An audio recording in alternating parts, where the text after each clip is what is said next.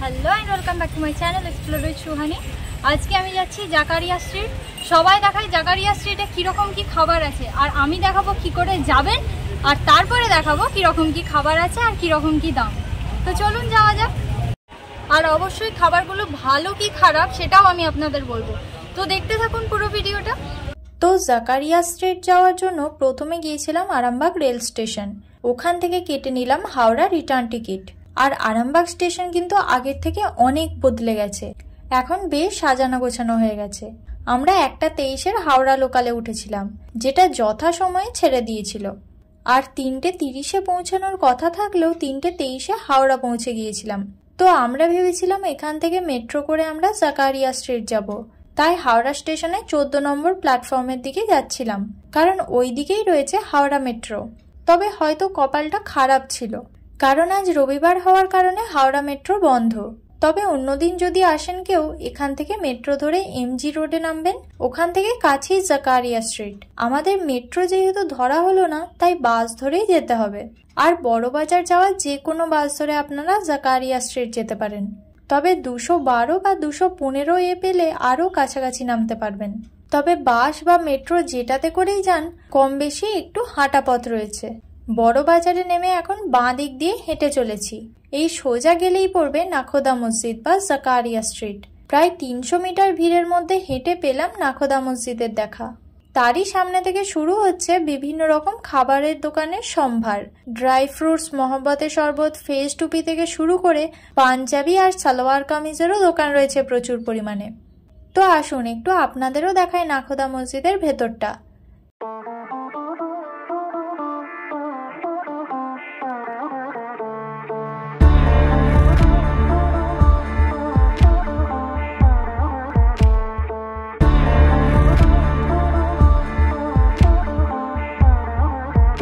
ইফতারের সময় যত এগিয়ে আসছে ভিড় ততই বেড়ে চলেছে, তাই এত ভিড়টা এড়িয়ে যাওয়ার জন্য বেরিয়ে গেলাম মসজিদ থেকে। এবার যত এগোচ্ছি তত ফ্রায়েড চিকেন থেকে শুরু করে কাবাবের মতন খাবারগুলো চোখে পড়ছে।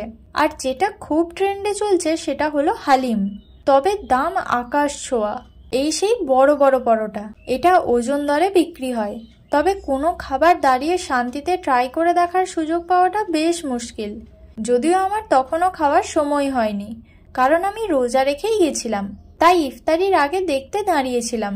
কিন্তু মানুষের ভিড়ে সেটা সম্ভব হয়নি, কারণ মানুষ ধাক্কা মেরে মেরে এমনিই আপনাকে এগিয়ে নিয়ে চলে যাবে।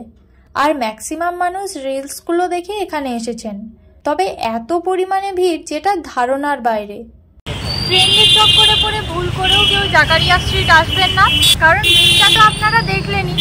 আর এরপর ইফতারের তো টাইম হয়নি, ইফতারের টাইমটা হোক, তারপর খাওয়া দাওয়া করে বলবো যে খাবারের টেস্ট কেমন।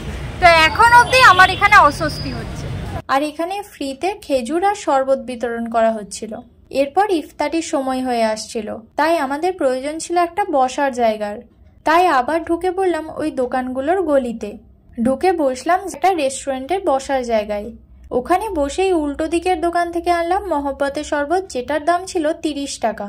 আর খেজুর আমি বাড়ি থেকে নিয়ে গিয়েছিলাম, সঙ্গে কিনেছিলাম 20 টাকা দিয়ে ফলের এই প্লেট। এই যে আপনাদের সবার প্রিয় মহব্বতের শরবত, এটা কিন্তু একদম বিচ্ছিরি খেতে। এই ট্রেন্ডের চক্করে পড়ে এই মহব্বতের শরবত আপনারা কেউ ট্রাই করবেন। যেখানে বসেছিলাম বেশিরভাগ আইটেম আনঅ্যাভেলেবেল থাকায় উঠে চলে আসি ফিরনি খেতে। এটার দাম 30 টাকা, আর দেখতে বেশ অ্যাট্রাকটিভ। খুব একটা ভালো খেতে নয়, আমার ভালো লাগে। এরপর চলে আসি পাঠান নামের একটা দোকানে। এখানে 100 টাকায় পাওয়া যাচ্ছিল চাপলি কাবাব, আর সঙ্গে একটা রুমালি রুটি ফ্রি।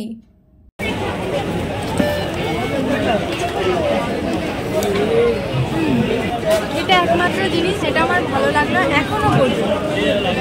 পুরো এরিয়াটা বেশ সাজানো গোছানো হলেও এত বেশি ভিড় যে উপভোগ করাটা মুশকিল হয়ে দাঁড়িয়েছে। খাওয়ার ইচ্ছা সবই ছিল, তবে যা ভিড় কিছুই খাওয়া যাবে না। আর এই হচ্ছে ট্রেন্ডিংয়ে থাকা 2 দোকান, তাসকিন আর দিল্লি 6। যেই পরিমাণ লাইন, তাতে করে এখানের খাবার ট্রাই করতে হলে আজ আর বাড়ি ফেরা হতো না, অগত্যা না খেয়েই ফিরতে হবে। তবে ওই দোকানগুলোর নাম সবার মুখে মুখে ঘুরছে, তাই আশা করা যায় খাবার ভালো হবে। আর এই যে সন্ধ্যায় নাখোদা মসজিদ কেমন দেখাচ্ছে সেটাও দেখে নিন।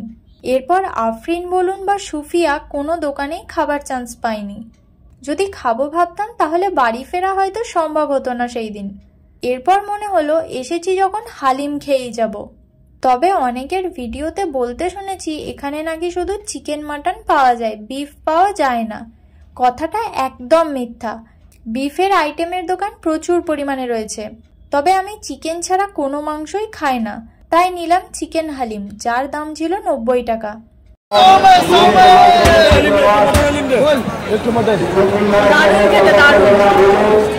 এটা না খেলে মিস করে যেতাম। আর এটা হচ্ছে চিকেনের খিচুড়ি। বেশিরভাগ জিনিসেরই দাম বেশি, কিন্তু দাম দিতে রাজি থাকলেও খেয়ে দেখার সুযোগ হলো না। জাকারিয়ার এক্সপিরিয়েন্স খুবই খারাপ। এটা হচ্ছে একটা ওভার হাইপড, ওভার প্রাইসড এবং ওভার ক্রাউডেড জায়গা। আর যে জন্য খুব আমার খারাপ লাগছে যে এত ভিড়ে মানুষ কি বলবো একদম পাটিসাপটা হয়ে যাচ্ছে। তো আমি বলবো এইটা ট্রেন্ডই থাক, আমার একদম ভালো লাগেনি এটা। সেরকম ভাবে কিছু খাওয়া তো হলো না, আর লাস্ট ট্রেনের সময়ও হয়ে যাচ্ছিল, তাই মুঘল আরসালান নামের একটা দোকান থেকে বিরিয়ানির পার্সেল করে হাওড়ার বাস ধরে হাওড়া স্টেশনে চলে এলাম। ভালো মন্দ সব রকমের টেস্টের খাবার নিয়েই রয়েছে জাকারিয়া স্ট্রিট এই বছরের ফেস্টিভ্যাল। তবে টেম্পোরারি যে দোকানগুলো বসেছে সেগুলো খুবই আনহাইজেনিক, খাবারে মাছি বসছে, যেখানে সেখানে নোংরা পড়ে, মানে একটু পিটপিটে স্বভাবের হলে একদমই গিয়ে পোষাবে না। জাকারিয়া স্ট্রিটে তো আর বিরিয়ানি খাওয়া হলো না, আমিনিয়া গেস্ট হাউস হয়ে গেছে, সেই কারণে আমরা বিরিয়ানি কিনে এনেছিলাম। এরপর ট্রেনটা ফাঁকা আছে, ট্রেনে বসেই বিরিয়ানি খাবো। এখন রাত 10:05 বাজছে আর আমি এখন রয়েছি তারকেশ্বর।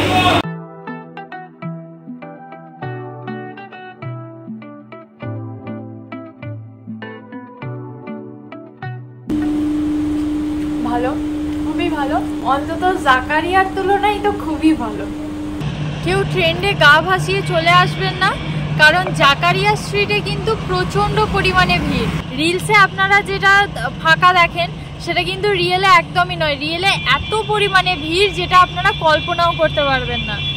তো আপনারা যারা আসবেন তারা দেখে শুনে আসবেন। আমি তো ভিডিওটা পুরোটা দিয়েই দিলাম, এবার আপনাদের ইচ্ছা, যদি আপনাদের আসতে ইচ্ছা করে আপনারা অবশ্যই যাবেন।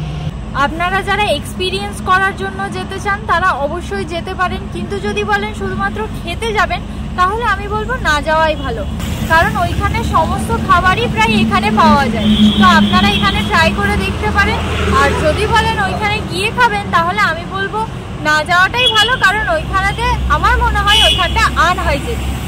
তো আজকের ভিডিওটা এখানেই শেষ করছি। ভালো লাগলে অবশ্যই একটা লাইক, কমেন্ট, শেয়ার করে দেবেন। আর যারা চ্যানেলে নতুন তারা অবশ্যই সাবস্ক্রাইব করে পাশে থাকা বেল আইকনটাকে ক্লিক করে দেবেন, যাতে আমার সব ভিডিওটা আপনারা আপডেট পান। আর ফেসবুক পেজ থেকে দেখলে অবশ্যই পেজটাকে একটা ফলো করে দেবেন। দেখা হচ্ছে আবার পরের ভিডিওতে। আজকের মতন টাটা।